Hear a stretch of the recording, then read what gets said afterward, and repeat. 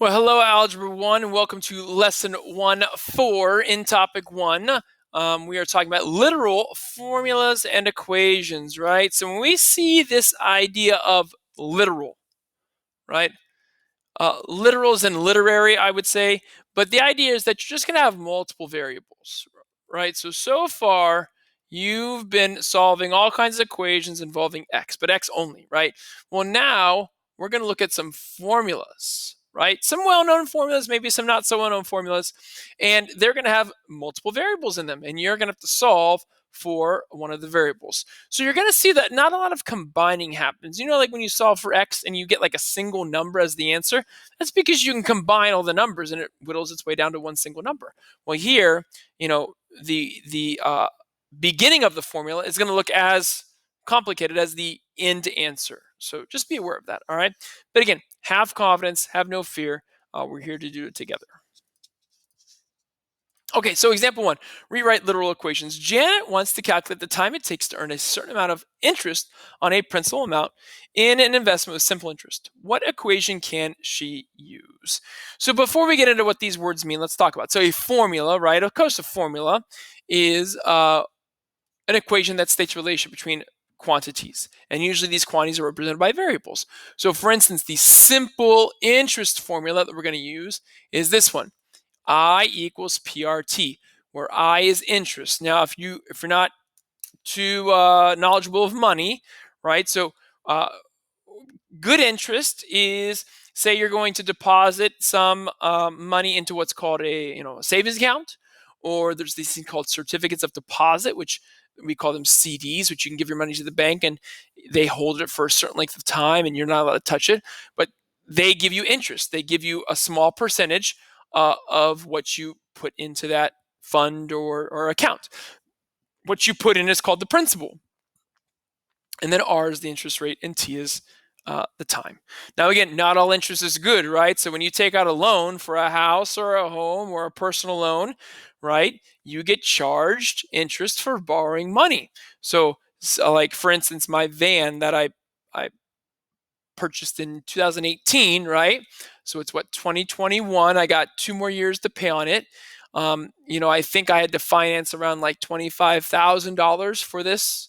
So my original loan amount was 25,000, and when it's all paid off, I'm going to end up paying around 27,000 because they're going to charge me over this 5 years $2,000 of interest because I needed to borrow the money then to get the van, right? So it's nice to have money, and when you don't have money, um, you got to look at interest rates and think about, is it worth me taking out this money or borrowing this money from somebody else in order to get what I want right now? Okay, so we're going to talk about that for this problem. In general, these ideas of literal equations, right, are just these equations that have multiple letters and constants, right?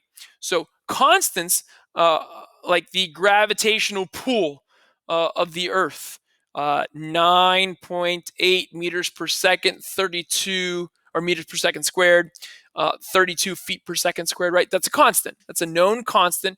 And again, that's more sciencey. But again, you have variables in your problems, right? Literal equations. So she wants to calculate the time it takes. So she wants to take this formula, I'm using I with the lines, equals PRT, and she wants to solve this for time. Well, what is happening to the R or the T? It's being multiplied by R, it's being multiplied by P. Now, because the P and R are right next to each other, you can consider this as one big thing. So it's being multiplied by PR.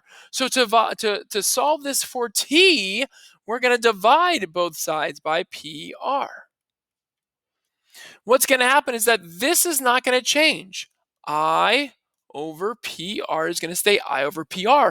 But on the right-hand side, the P's will cancel, the R's will cancel, and T is all by itself. And this equation is now solved for T. T equals the interest divided by the principal times the rate. And again, the idea is that if you have an interest that you need or want or are going to be charged, and you know the principal amount and you know the rate, you can plug all those numbers into the right-hand side. You can plug them all in here and just compute that, and you'll get T without having to solve later. So it's either you plug the numbers in to the original formula and then solve, or you solve the equation for the variable you want to solve for, and then you plug the numbers in and just enter in a calculator. There we go. Okay, next.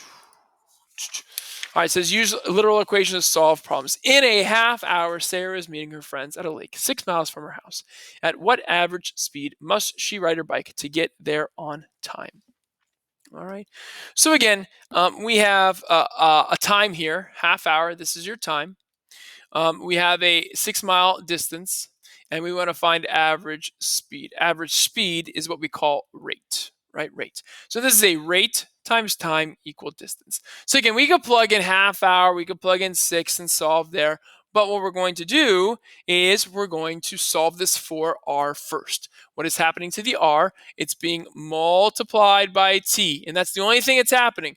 So to get rid of that, we're going to divide both sides by t. The t's cancel, r is by itself, and now you just have to take the distance and divide it by the time.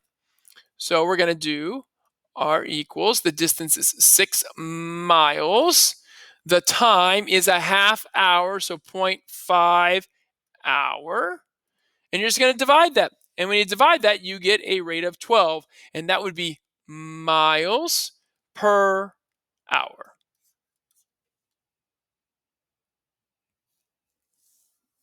And there you go.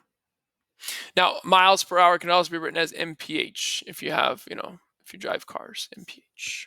So that's an or answer. Okay, good. This was the first video. The second video is coming.